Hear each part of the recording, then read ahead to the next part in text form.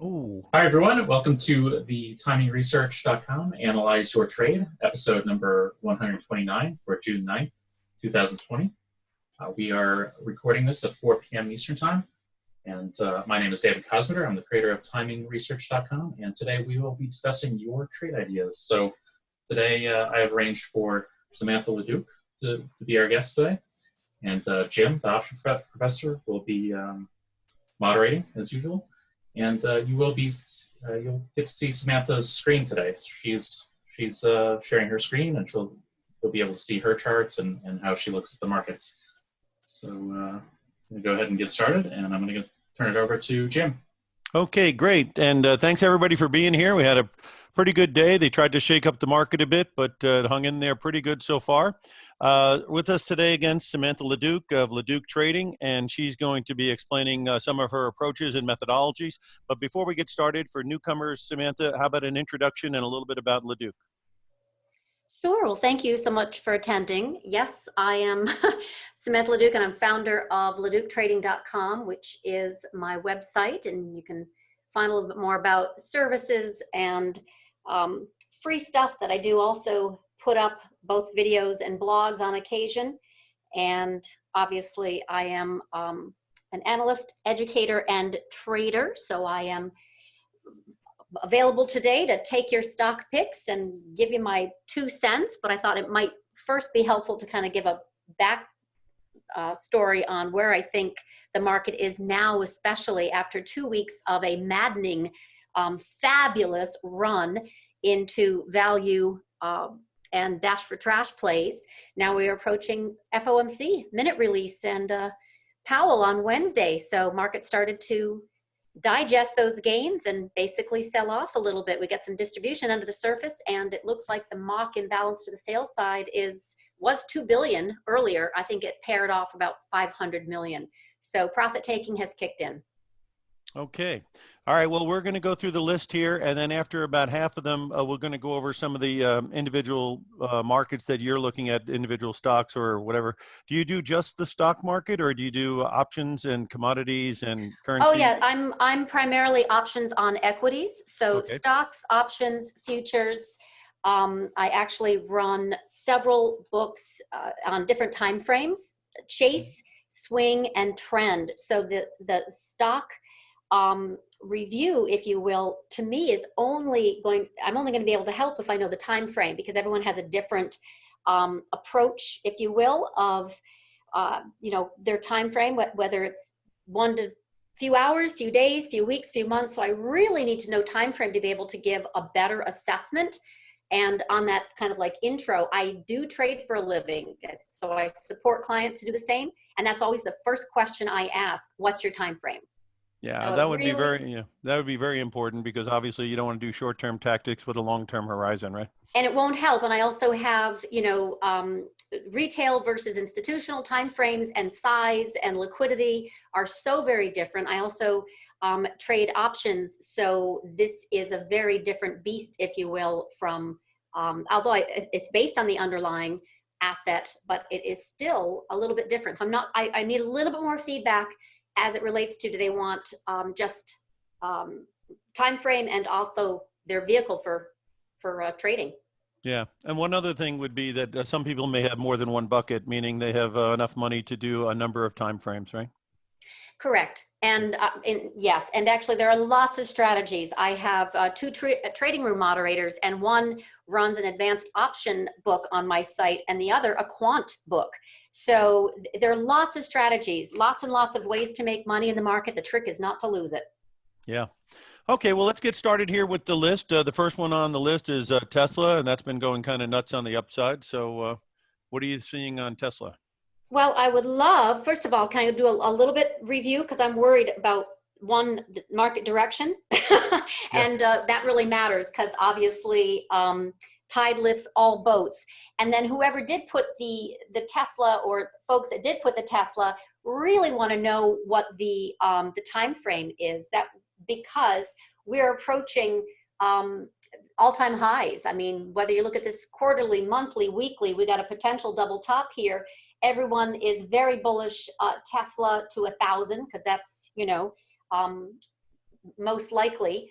But I also have to say that market's getting very frothy. So would love to know the duration for this particular interest. I can tell you my general viewpoint that when a stock on a weekly is trading above the 10-week, which happens to be this gray line, then stay with the trend. The trend is your friend. I use the day time frame for more of the swings. So obviously I'm looking for this convergence, if you will, of above is bullish, below is bearish for a trend, and I want to stay with the current. And then there are all these gyrations, obviously, that for day and swing traders, we position accordingly. But I am just saying this is definitely a bullish trend, but the market is at a point where I see volatility entering. So, I mean, this is, hold on to your hats, but we've had a phenomenal advance off the March 23 lows Fed intervention. We've had about 62% pullback in VIX, which is its largest ever, which makes sense because it was its biggest increase ever. But we're now getting into a place where there's definitely some volatility coming in. So as much as this looks bullish, we do have the potential for volatility, especially with the Fed meeting and also options expiration next Friday. We typically kind of chop around into the monthly options expiration, and then we pull back. So time frame matters. But yeah, so far on the daily, this is 3, 8, and 21, in case you're curious what these lovely little lines are for technical analysis. The fundamental is basically going to be a backdrop of, if you believe in Tesla, it's a cult stock.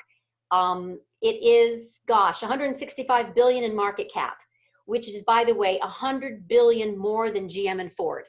So I'll be perfectly honest, I was much more interested in trading GM and Ford, and I'll tell you why, because of this wedge breakout, which to me looked very, very similar across a lot of value plays. Ford had it as well, and that turned out to be a very strong impulse, bullish impulse on these oversold value plays, both GM and Ford. But again, Tesla, big picture, their market cap is at $900 a share, is a whopping 165 billion. That is 100 billion more than GM and Ford combined. So I'm not trading on valuations alone, but I have cautionary, let's say, position that Tesla is a better short than a long at this point, but I have not seen any confirmation of a turn. I'm waiting for volatility to move higher. And with that, Tesla typically makes for a very nice rotation, chase, and then swing on the short side, at least back to the 10-week, which would be $800. I have a couple of questions for you that maybe somebody would have. Since we're up near the double top here, do you have a relative strength index that you could show, and it would indicate where the RSI was the first time we were up here, and now it would show the RSI where it is now? And if there was a divergence there, it might be a clue? You actually can, I use for this particular, this is kind of messy, but just, hold on, where's my lovely, oh, it's not letting go, but I just use, for purposes of showing anyway, the week, the day, and the hour, depending on the time frame, and then setting up that option tactic. So RSI doesn't really come into play for me. Okay. It is very much the trend and also option flow. There's tons of call volume coming in for the $1,000, for example, for OPEX week. So this is, you know, and Archana, who is in my trading room, she's suggesting a 970 by 1,000 call spread for $8. So that's basically for next week's options expiration. It's spend 8 to make, you know, 30. That is if you're bullish, obviously leading into a $1,000 Tesla print. But no, RSI for me is not a big indicator that I'm fond of.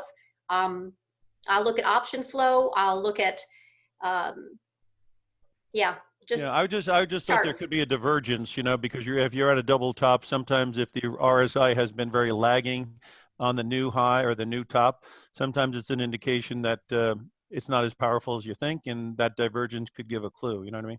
Yeah, to me, I'm just looking at the oscillator, but not RSI, and in particular, valuations are extended. Even though the flow definitely is bullish to 1,000. It Yeah. seems much more likely that we're going to have volatility come in the next 2 weeks, that I'm looking for this to pull back down to the 10-week, which is around 800.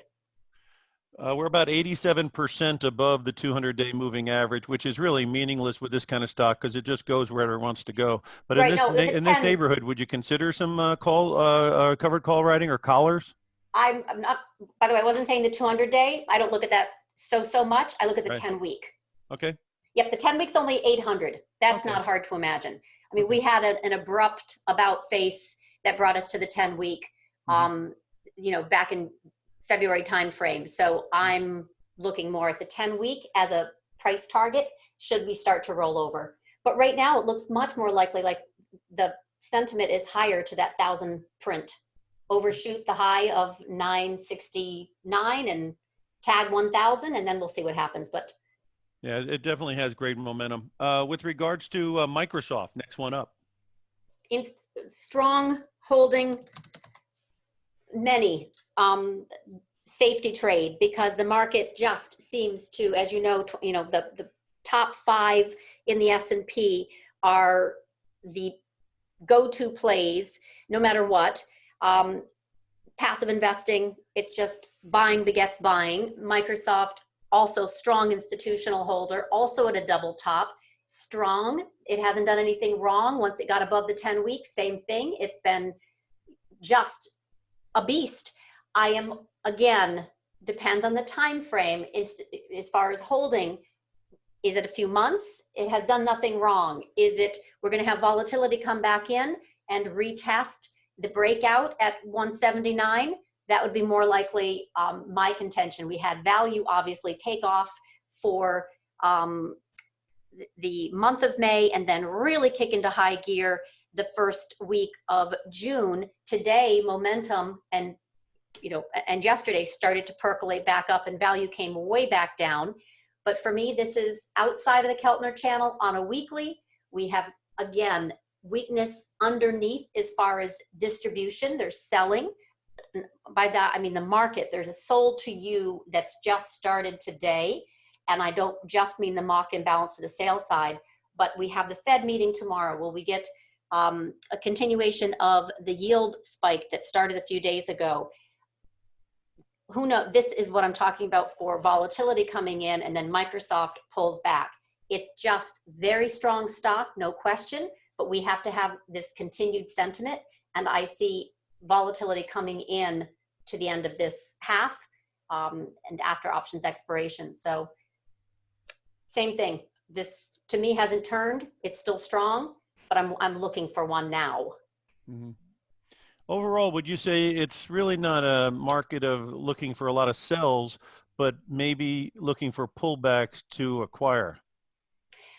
I have been very, very bullish. This isn't an issue. I am now not bullish. So, for example, when I was on the show 2 weeks ago, Boeing was here, and I suggested Boeing as a long from 120 to 155. I also suggested Avid as a long, which was at $6 and it ran to $8. I also suggested IWM as a long. This was on Tuesday, and I remember, specifically this was, the 19th, and I suggested 150 as a price target. So I was long. This is not where I'm at right now. I am pulling back my positions. I still have a lot of longs, but I'm taking them off. So my point is I'm actually much more cautious heading into FOMC, which is Wednesday, and options expiration, which is next Friday, and I don't want to add any more. Yeah, we've come a long way, and there's a couple of comments that could come out of Powell's mouth that could at least cause some profit taking up here. And I think they started to do that a little bit today. Not so much. I got to get rid of that incredibly busy chart, but I don't know why it's not taking my stuff off. In any case, I'm seeing this as very bullish, like everyone else does, but frothy, and I'm looking for a volatility type of event. Quick, make all the bulls kind of rethink just as they piled in.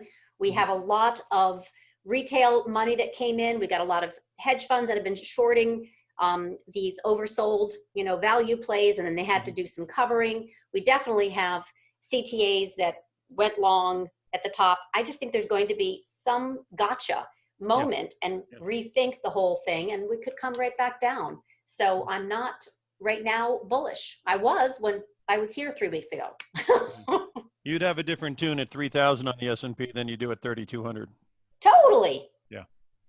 And you might get that chance, And so it hasn't done anything wrong yet. I guess my point is this was a very nice place when all the moving averages, for example, just talking technically, there's also quant and the gamma neutralized. But the point is, this was an extremely bullish technical setup into higher. And then I had some intermarket analysis that was very strong for double bottom and, retail and reflation trade and all these things that have already happened. Occurred, and now I'm waiting for the next big thing. And I think the next big thing is going to be a rate spike, and it's going to create volatility, and these lovely highs are going to be challenged. That 3,300 area has a gap there. You got a It probability. does. Yeah, you got a probability if that might get filled before the rollover. I actually really expected this 32.57, which is just the bottom of this gap. It would get tagged. Yep, I'm still expecting that. Believe it or not, this was my contention. We would go up and we would grab that 32.57, and then have a nice little brief bout of volatility, and then we'll see what happens. Obviously, the Qs are at all-time highs, along with lots of the FANG stocks, Amazon, Apple. So that is kind of the easy trade, but I'm looking more at the rotation of what happens should we get a nice big yield spike.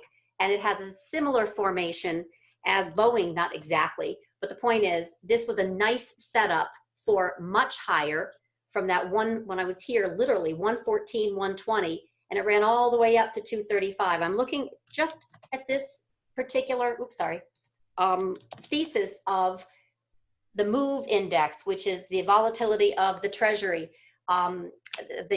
This is just absolutely intonating higher, and so is the 10-year, the 5-year, the 20-year. They all look ready to percolate higher, and that's not good for tech. Right.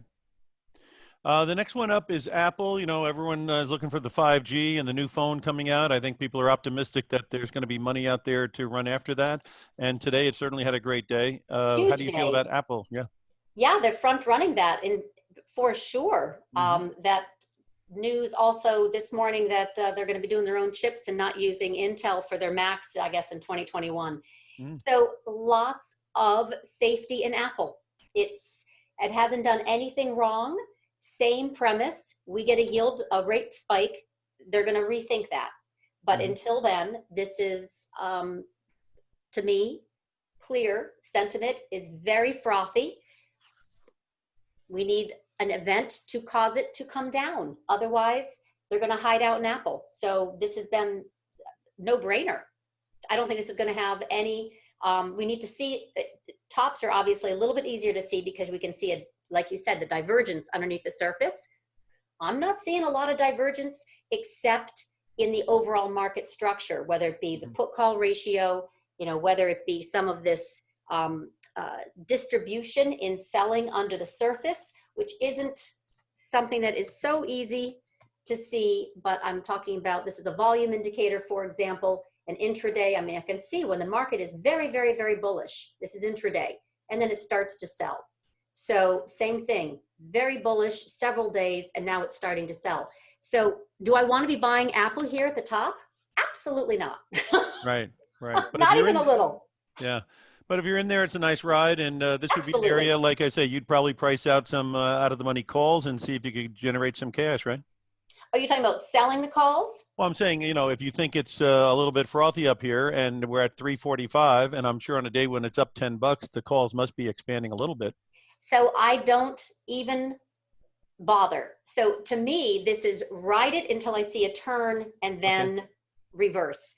But as it relates to better, this of course was a big move after value had been exploding the past few weeks. honestly, this to me seems a little euphoric, like it's going to come down. I just don't trust it. So if I was just focused on Apple, I mean, that's my bread and butter, then okay, lots of things, call spreads, finance call spreads, selling calls against stock. But I'm looking at it as a new position. I thought that's kind of the gist Right. of it. Would you go in now? Right. No, I would not. I got you. This was a market that people were plowing into, and it's been kind of in a trading range. And I guess the point is it a trading range that's going to resolve itself with another big rally, or is there going to be a correction this summer as people put their money elsewhere? And this is GLD. Oh, for GLD? Yeah. In other words, we've been distributing between 155, 165 here, and how's it going to resolve itself? Is it going to blow out the 165, do you think, or do you think it's going to roll over and take out the 155 and maybe give the summer off? Yeah, I typically like to sell gold into summer, and then I think this will get defended again like it did when we had the massive, correction in March. It was a collateral damage kind of trade where they had to rebalance. They had to sell what was profitable. Gold had been, and then it was very quickly defended. That was a fabulous gift. But I have this thesis, right? So bonds typically roll over and then value and gold. So in other words, bonds have come all the way back down to the 30-week. I still think they have some more to go, which again supports my long yield thesis.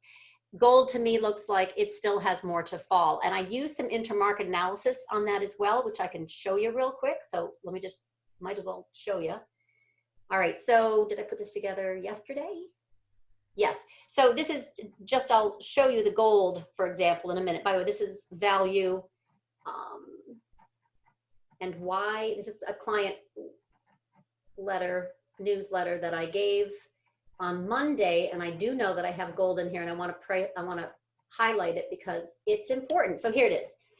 So for example, I like to do like your relational study with RSI. I do it with Gold Miners Bullish Percent Index. And this is extremely overbought. This is extremely oversold. Obviously, it can stay overbought, but it's typically a rollover candidate that I'm watching for. So we were sizing this up as a short in gold.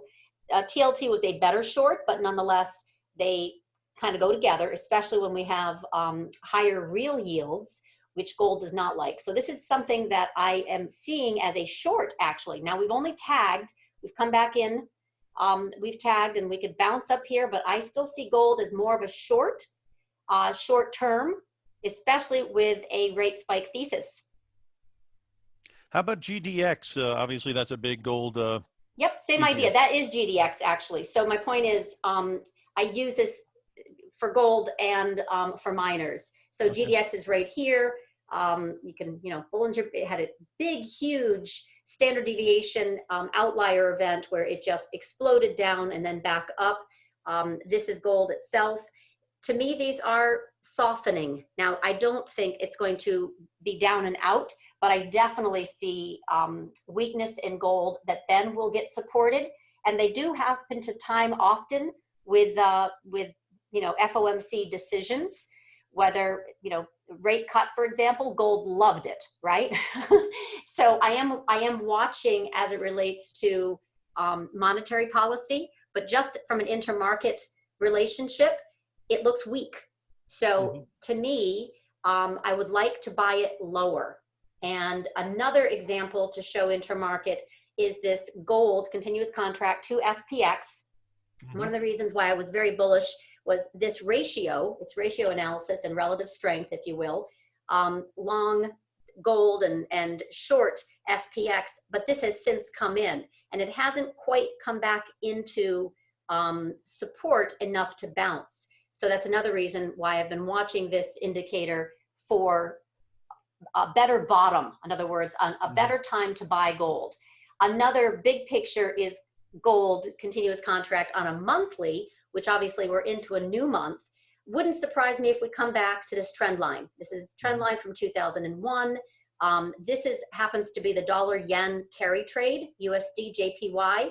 It is coiling, tight, coiling. So waiting to see how this is going to resolve itself. This past few days, it's been quite weak, not such a surprise, but have a look at the dollar yen. This tagged, oops, perfectly and then came back in. So we have a lot of gyrations here with the dollar yen, and it does help to influence gold, and rates obviously influence direction of gold. My intermarket helps me not get excited about gold because it's not in a strong position right now, and it has seasonal weakness also into summer. Having said that, it's still right here at the 10-week. It hasn't broken. Right. So it actually hasn't rolled over. Yeah. As far as the currencies are concerned, I did notice that the euro has jumped above its 50-day and its 200-day moving average. Yep. Do you see a possible major turn here, or is it still too early to tell? No, I don't see a major turn. I'm actually becoming a dollar bull very, very soon. I think this has fallen enough, and we're going to have a reversal in the dollar, which means we're going to have a reversal in the euro. So getting back to that chart, I can show you on the dollar. Here it is. I like this. This is a channel, obviously, on a weekly for the dollar, which influences the euro and lots of other currencies, right? So we've hit this one channel. This, by the way, was the whole May, safety trade. Huge standard deviation move, but then we came right back inside. And by the way, that was the Fed's job, to break the back of the dollar with all that QE. So it did its job, but it only came down to 97.96. So this is where I'm going to be looking for a reversal in the dollar, which, by the way, would also pair with my rate spike thesis and gold weakness thesis. I still think gold will get defended, but I think it has some lower price targets to reach before it's a much better buy. All right, the next one up is really the poster child for the semiconductor index, and it's NVIDIA. It's trading about 50% above its 200-day moving average. So it's had a big run. Is this air getting thin up here, or is there just more to follow? We're frothy. I haven't seen a rollover yet. No one else has. We get some introduction of volatility, and we quickly will. Interestingly enough, there was a last week sell side push to downgrade NVIDIA, AMD, Intel, Micron, and they just said, yeah, we don't care. So obviously this whole section of the market has been tech happy and all-time highs and sideways and waiting for a turn. Do I want to buy, however, here after I can, witness that, volatility is coming up off a monthly support level, and I just see a little bit too much on the divergence area as it relates to the volume and put call ratio and sentiment and such, that does not make me want to add anything. Now, it doesn't mean you can't chase it intraday. I mean, AMD had an explosive move higher and looks like it wants to break above, but I don't honestly trust it. So that trust has to do also with, it's just been how many weeks now, if you're just holding, so to speak. Again, time frame really matters, but as bullish as that looks, can it get and stay above? Then this will be very helpful, if you will, for other semis in the space. But I'm not seeing this as a high risk reward. High reward, I don't see it as a high reward. I see it as a high risk right now to go into semis at this high level. I would love, I want to revisit it on a pullback. Now it doesn't have a pattern for me of breaking. It doesn't have a pattern for me for breaking out. To me, this just says sideways, at a time where I think we're going to have an introduction of volatility through higher yields, and that's going to upset the apple cart. Yeah, sometimes stocks are too strong to sell and too extended to buy, and some of these are in that category, right? Totally. Yeah. Well, let's go to the next one, which has just had an explosion of users during the virus time, and it's 100% above its 200-day moving average, and the name of this one is Zoom, ZM. Oh, yeah.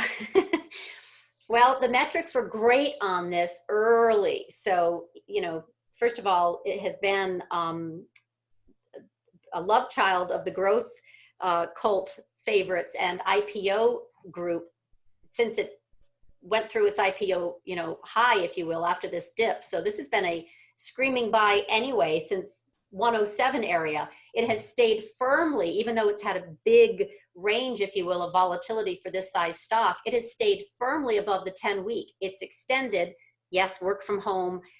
Numbers are fabulous. I mean, they had the best quarterly result of any software architect, enterprise software company ever. I mean, this is going to be, for those who are institutions or buy and hold, they're going to say, oh my gosh, yes, I'm going to buy that. If your time frame is smaller like mine, I have, chase, swing, and trend time frames where a trend isn't more than usually 3 to 6 months, then I'm going to look at this going, yeah, I want that to pull back. Like, yes, I love this. I like Spot. I like, a number of other plays that look like they're going to be, platform changes in the industry. But again, it depends on where you want to invest your money and then have it stuck there. I liked this into earnings, but now earnings has delivered phenomenal results. Can't beat them. But now what? It needs to come back. I don't mean it needs to. It can do whatever it wants to. But for me to be interested, I would like it to come back down. Now I'm looking at a PE ratio of 1,204. Yeah, right. So, I know. And you could do that with very few, but like, Roku has a 436 or whatever, but even more than Netflix, but it's an acquisition potential, right? Right. There's always going to be the valuation, folks. I don't trade just on valuation. I want to look at the whole market structure, macro, intermarket, technical, fundamental, sentiment, quant. And right now, this hasn't done anything wrong. However, I don't trust the market structure right now, and I am predominantly long. So I'm a very, very nervous bull. So that's my point. I would be bullish, but with this trade, I would expect to be wrong because I think we're going to have a pullback. Let's see how it handles the 10-week. Let's see if it can hold the 10-week. Buy at the 10-week.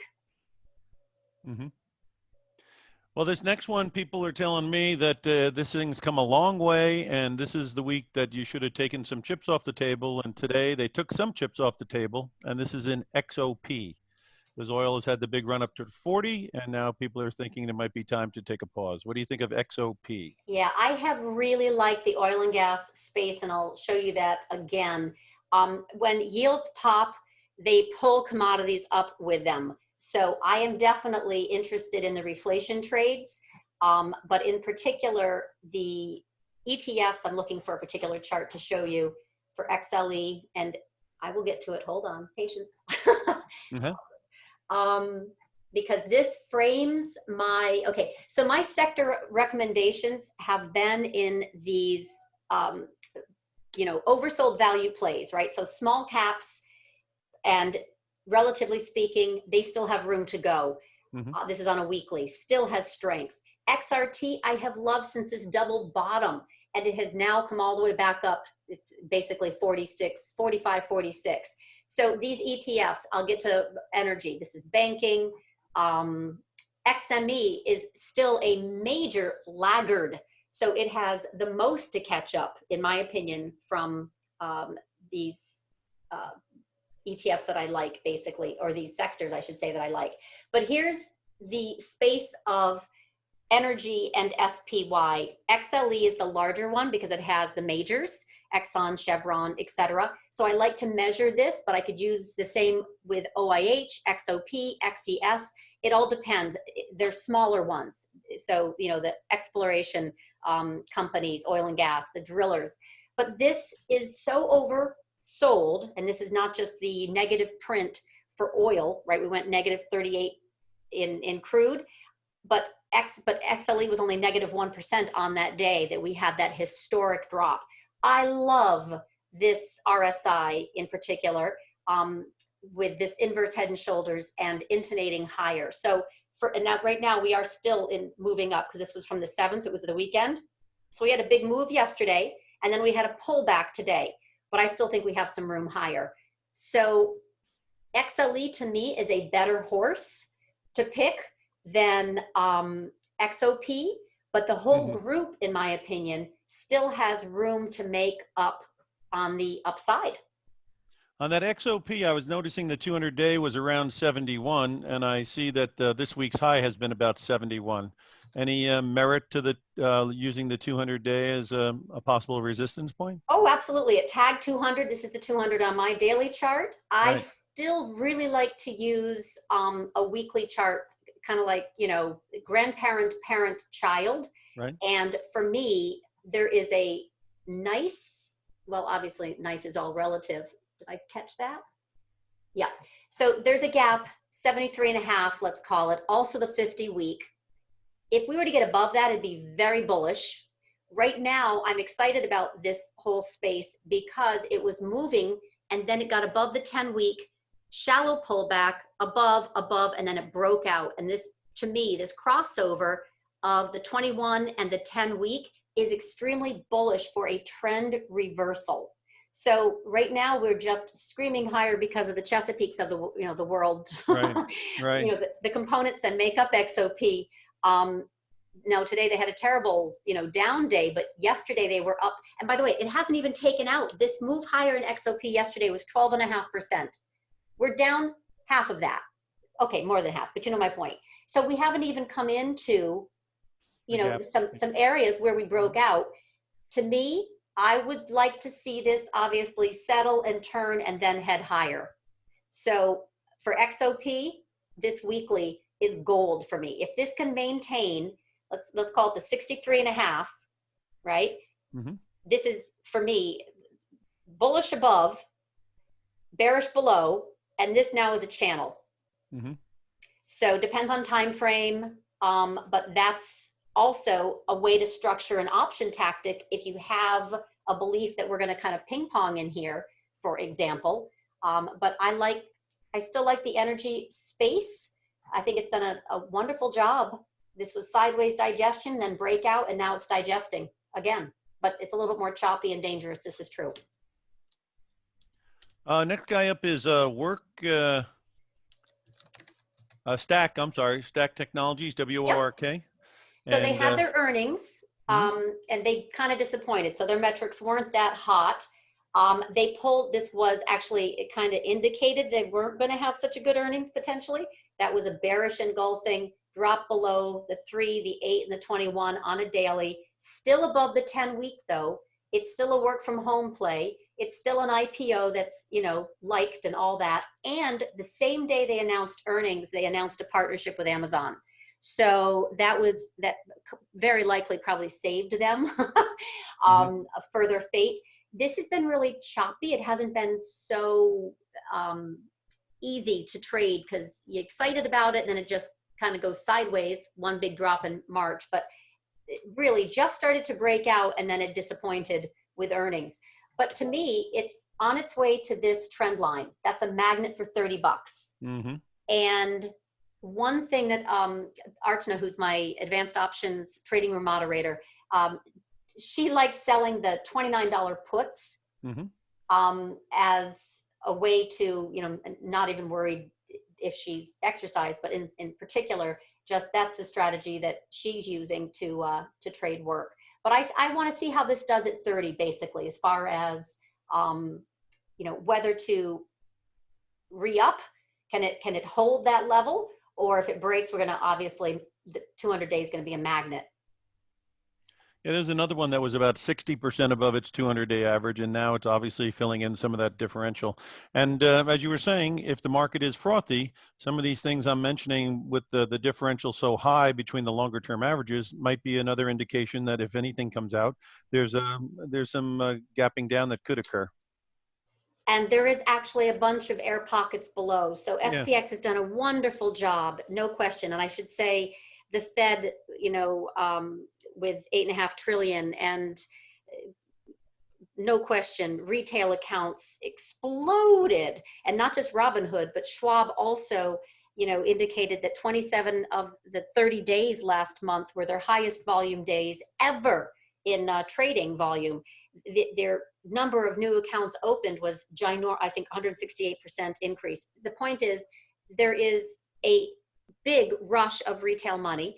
There is lots of liquidity, or at least sentiment of protection by Fed infusion of liquidity. We have CTAs that they hit their numbers, so they're buying. We've got, no question, shorts covering. The rotation out of momentum hasn't really taken place yet. In other words, the Microsofts and, you know, the growth plays and the internet and social media. But I am still looking at this role that bonds took, value then popped, gold looks weak, momentum, it's a little bit too strong to trust, because who wants to chase it this high when we, you know, when we have this incredibly low put call ratio as well, all-time lows. I mean, like off the chart. Nobody's buying puts. So that's exactly when a market typically comes in and does a rug pull. Right. I'd rather have the rug pull out of the way and then go in and buy. Right.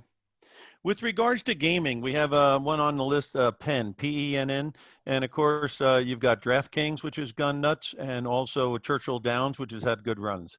And these guys do online gaming, and they do all types of that.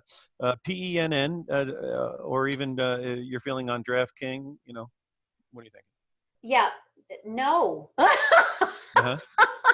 So I really like to I like to buy breakouts that have, you know, I don't know how to put this, but bottom fishing, established breakouts that have retested, or a pullback to support. This doesn't qualify for any of it. So, you know, this is,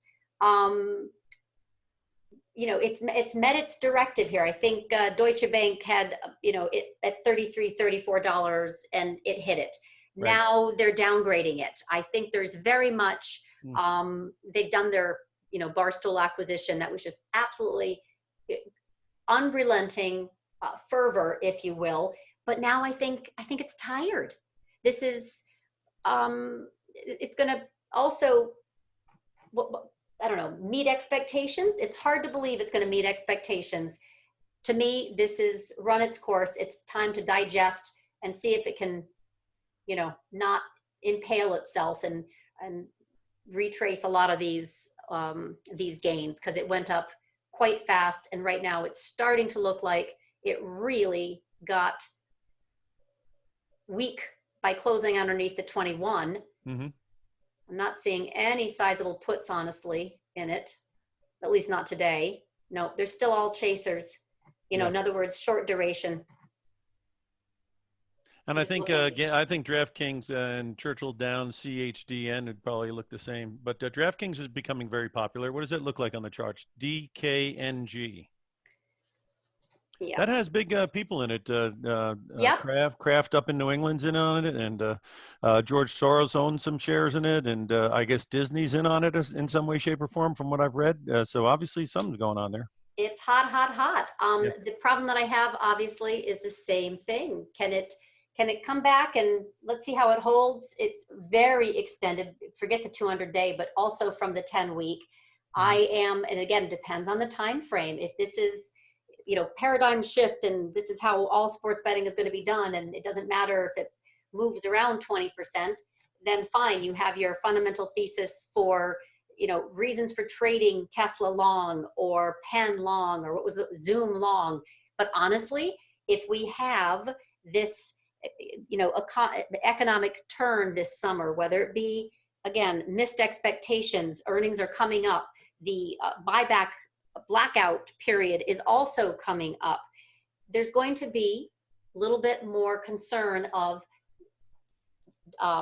maintaining these frothy levels. I'm just not seeing in the DraftKings or Penn how this is going to keep their lofty price target without first coming down, retesting. Then we'll see if the buyers really come in. The sellers don't sell, the buyers come in. They love this so much. But right now you're chasing all-time highs at all-time highs. Another sector that got beaten up in the epicenter of all the drop, and I'm sure you had some exposure to this, is the airline industry. Today it had a rough racket. AAL, American Airlines, lost about almost 10%. What are we thinking here? Is it a bear market rally that has come to pass, and that's about all you're going to get out of it? Now it's back in doing work, or So I really liked this play, and this was one of the very first positions that I put on when I went I have this, intermarket that I mentioned, right? So I have done a number of posts from April. We're getting ready for a value setup. And then this week of May, I said violent rotation. And the very first thing I added was AAL calls. And that did extremely well.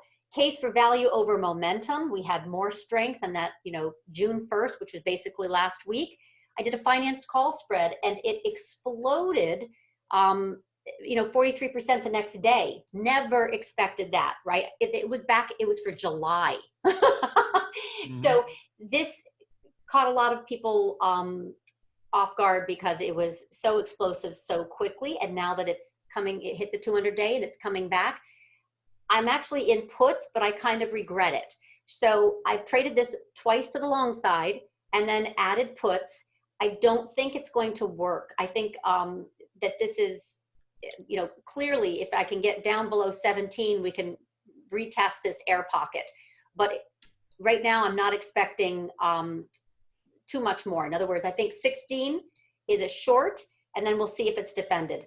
But this whole thesis was the economy wasn't in question. It was that it was so discounted, and that folks were returning to, after pent up, demand from lockdown, they were going to be returning come hell or high water to vacations and travel and all the like. So to me, it was a chart setup for higher, and it certainly did a gorgeous job of moving higher, pulled back, exploded, and now it's pulling back again. I'm looking for 16, and then we'll see. The next one up is Peloton, PTON. It had a run up. It had a pullback. Today was up strongly, and it's about 60% almost above its 200-day average. And it looks like it's challenging the 49.68 high of last month, May 15. So does it look to you like we're going to blow out that high and keep going, or is this a double test that could fail, or how are you feeling about Peloton? Yeah, I actually, when this was below, when it finally got actually above the 10 and 21, it looked good and it had a very large amount of shorts. So my number one thesis for being long at the pullback was it had such short interest. This would be a fabulous play for higher. Then it had earnings and it was great. It also had this nice scoop pattern, but it's been just sideways, relatively speaking. It had a chance to move higher. Actually, nice little bump up here into Bollinger Bands. If the market can stay constructive, this looks bullish. It's above the 21. It keeps getting defended. Gyms are going back, to opening up. Yeah.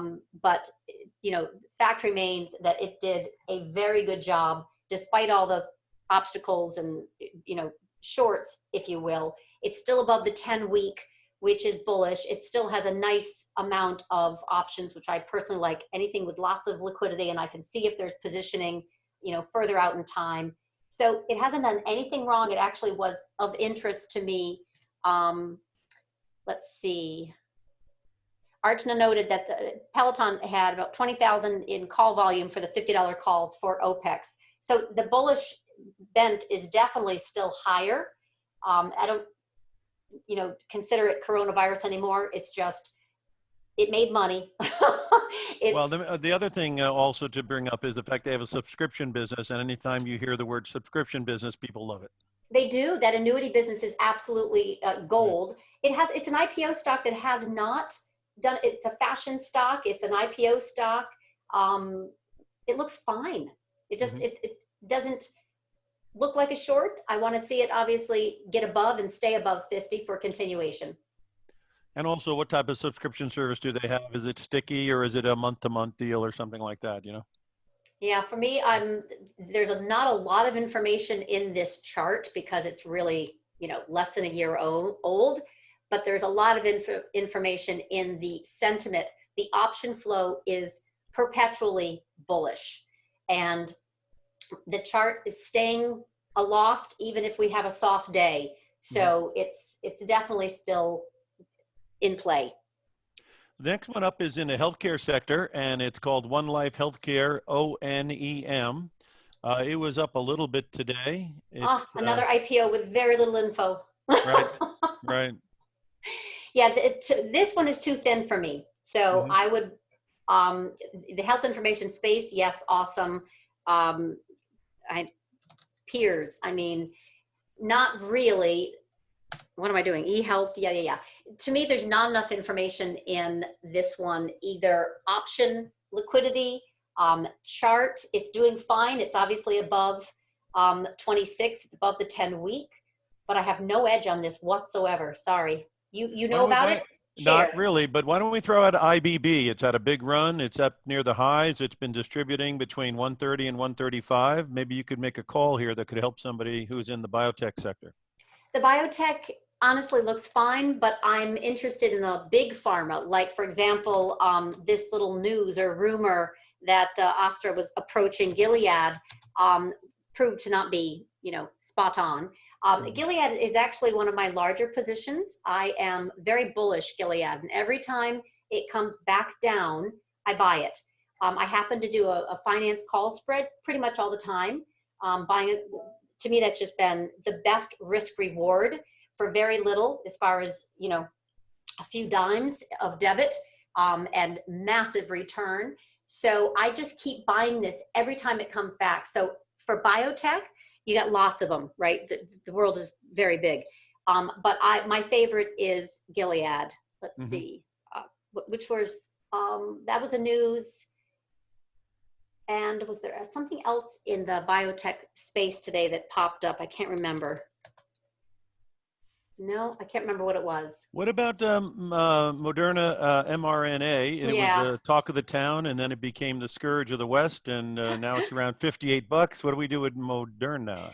So this is funny because on my coronavirus plays, hold on.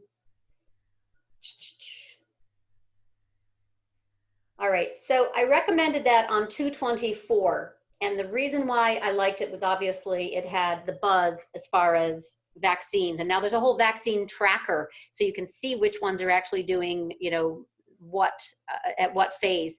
It's a whole bunch of speculation and nothing more. There's no substance, in my opinion, that's really going to produce a vaccine cure.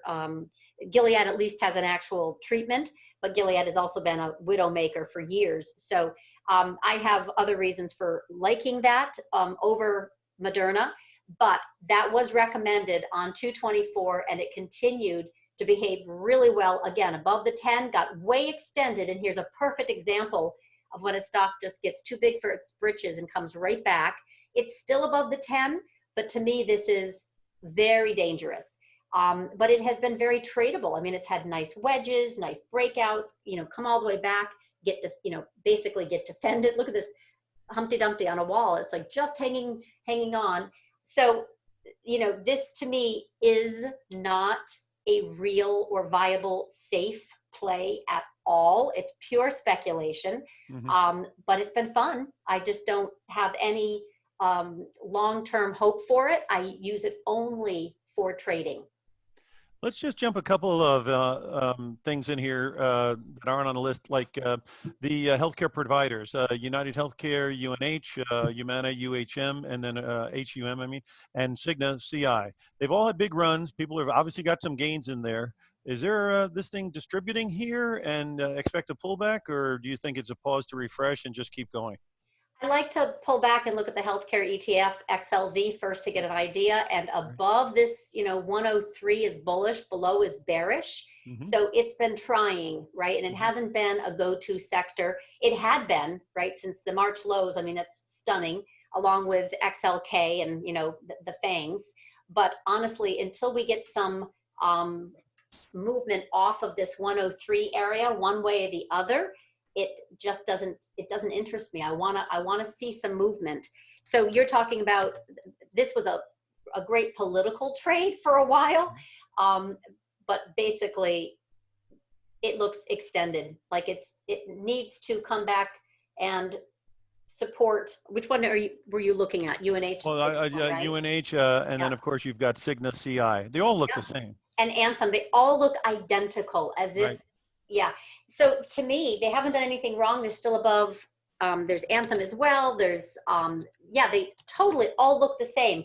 So that's why Signal looks better. That's why I like to look at the ETF primarily to see what's going on here. And I don't see anything. It's just sideways. But it hasn't done anything wrong. But I'm looking for that reversal if we're going to get it, or a strong push higher above 103. Right now, I'm just not seeing any energy in that particular space. Yeah, it's kind of in a range. Well, we got about 5 minutes to go here, a few minutes before closing. So I'd like you to, again, just reintroduce yourself. And if you had a couple of stocks you want to throw up there, and then, of course, make sure people know exactly how to get a hold of you. This would be the time we'll do that. Okay. Yeah, I'm definitely looking at this yield spike, even though we had a very nice break higher, and then today it came right back down. It's still supportive. It's still constructive as it relates to being above the 10-week. That's dangerous. Now we can chop about in here for a while. Once this 10 and 21 converge, that's a very bullish technical support level. So I called for a rate spike. I shorted bonds. I'm sticking with that. I'm obviously wrong if it comes back and breaks down below 0.65. That's fine. Then TLT is higher. We have another different risk in play. I still see volatility as percolating. It typically moves with the Treasury. In fact, that's, speaking of which, here's an image of the move, which is the Treasury volatility. And this is volatility itself. So I'm still of the opinion that we're going to get volatility percolating in the second half of June. And this is the move index, which shows the strength of TNX. I am looking for that. And until that comes, basically, or disproves it, I am definitely looking at not chasing the highs, looking for a little bit of a pullback. Sectors that I have liked very, very much have been in this space of value, and I think they're a little tired, as we saw today, you know, some very big profit taking. But I had identified this relationship between the Russell growth and value down here. It took out the 2009 lows and said, this is just not sustainable. We're going to have a snapback. It's going to be a violent rotation. And we did. So there are still some sectors. It doesn't mean momentum is going to turn around immediately, but I do think it's gone far enough. So we had massive crowded shorts, and they outperformed the S&P. The momentum factor rotation into value. We do have core CPI inflation following growth, money M2 growth, and I think that's going to pull yields higher. Inflation expectations higher for reflation trade. Some of the sectors that I still think are down and out, if you will, and can pull up a little bit more would be materials and energy. I think the dollar will come down after the FOMC meeting, turn and head higher. That's going to influence gold. Right now, I think gold is on the soft side and will be presenting some better opportunities for buying lower. That's my kind of market view. Just waiting to finish out these long-sided trades, mostly in small caps, financials, industrials, retail. That's where I've been fishing for the past few weeks aggressively, and definitely I think there are a few more trades to be had. I am found here at LaDucTrading.com, and I run a trader education service, which includes a live trading room from 9 to 12. Then we have a nice little fun feature of a stock fit exercise class for those who want to jump in. That's totally optional, of course. My trading room moderators, Steve and Archana, also maintain their own books. We do trade alerts, which are brokerage triggered. So any trade that we enter or exit that the brokerage firm fills is then sent to our clients.